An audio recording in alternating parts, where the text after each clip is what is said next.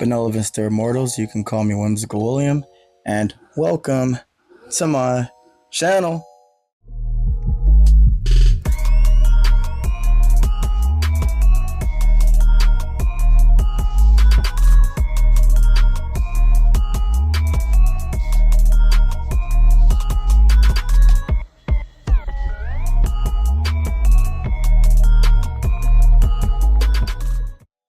Alright, gang, so I just recently beat Mafia The Old Country. I just wanted to talk about my final thoughts. This is going to be a pretty short video. So, the story was beautiful, definitely had me shedding tears towards the end. It was more of a love story than any of the other Mafia games. And that added, I wouldn't say more stakes, but different stakes. But in the end, the stakes were still a life of crime doesn't pay. We'll just say that. I still don't want to give spoilers because the game isn't even a month old yet. But I will say that if you're the type of person who really enjoys a good story, this is your game. This is definitely worth the money. The gameplay is really good, but it's still like an old school style. There's nothing revolutionary about it. But that's okay. I don't think that every great thing needs to be revolutionary. In fact, it's got the whole syndrome of if it ain't broke, don't fix it. And I like that a lot. I think a good example of that would be Porsche, the car company.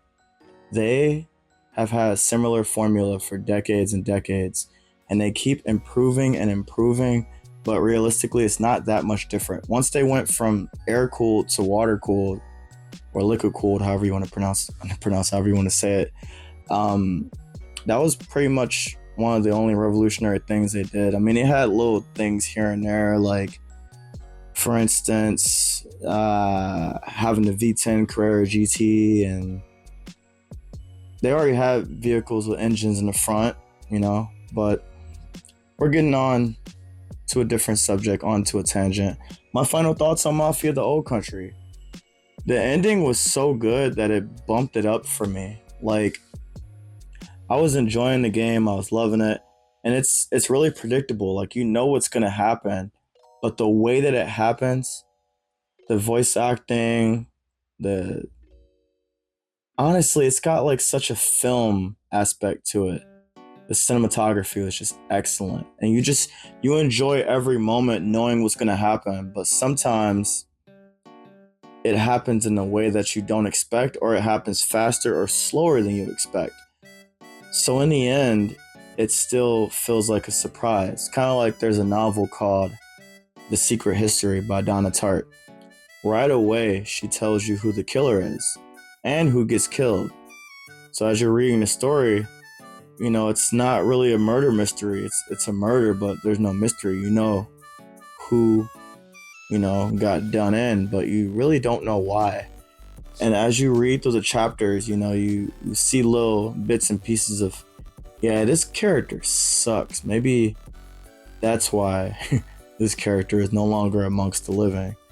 But then you think to yourself, even though this character is annoying, it still doesn't warrant the reason for death. It's kind of like this with Mafia The Old Country. Like, all right, main character Enzo is making a lot of poor decisions, and he's not thinking with logic, he's thinking with his heart and loyalty, as one does when they join a mafia family. But sometimes you give your loyalty to the wrong people. I've learned throughout the 4 mafia games that I played, minus 3, because 3 doesn't even feel like a mafia game in any aspect, if I'm being honest.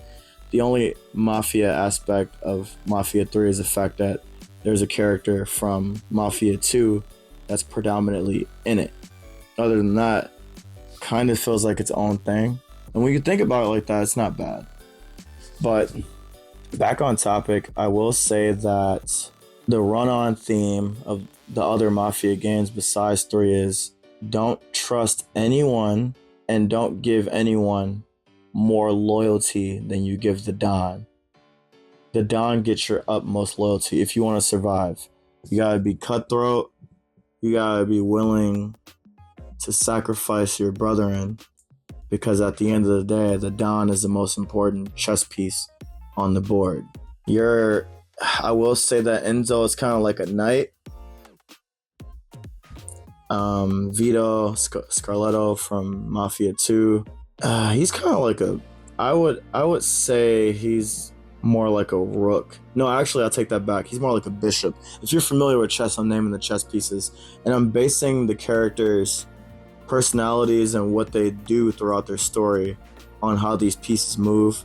If you're unfamiliar, the knight moves in a very unorthodox way, and I think Enzo did with the mafia. What he did with the mafia is very unorthodox. Like, he had romance added to it, and it made his moves and ideas and logic a little different and distorted in a way. Vito, he was straightforward but at an angle because he put most of his faith and trust in his homie, Joe Barbaro. Mafia 1, absolutely a rook. Straightforward, straight back, left, right. He really thought with logic. And the one time he didn't think with logic, put his life on the line. So that's how these Mafia games work. And I don't know how the Mafia works in real life, but that's how the games work. Final thoughts on Mafia Old Country. This game has amazing gameplay, beautiful graphics, a compelling story, a beautiful ending. A lot of people online are saying, oh, the game is too short. I'd rather have a game that has a great ending, a great story, good gameplay, just tightly wound up, than have a game that should have ended like 30 hours ago that has a convoluted story. Not once you get to the ending isn't satisfying. I'd rather have a shorter game that has a beautiful story, a tightly wound up story. I don't need more games that have, like, I don't know, 40 more hours of downloadable content. That's just not what I enjoy. So yes, the Mafia The Old Country is a great, compelling game that doesn't require DLC. The only complaint that I have now that I'm at the end of the game is the fact that the open world, well, I wouldn't say it's not open world. What do you call that? They don't even have a name for it in the game, but basically the free roam, they don't even have that name. They should totally designate free roam instead of having it inside the menu. It's kind of confusing, but it's barren. It's like less than bare bones. It's really nothing. You could drive any car, you could buy the cars, and you could buy things in the story, and I guess you could just shoot and do stuff or whatever.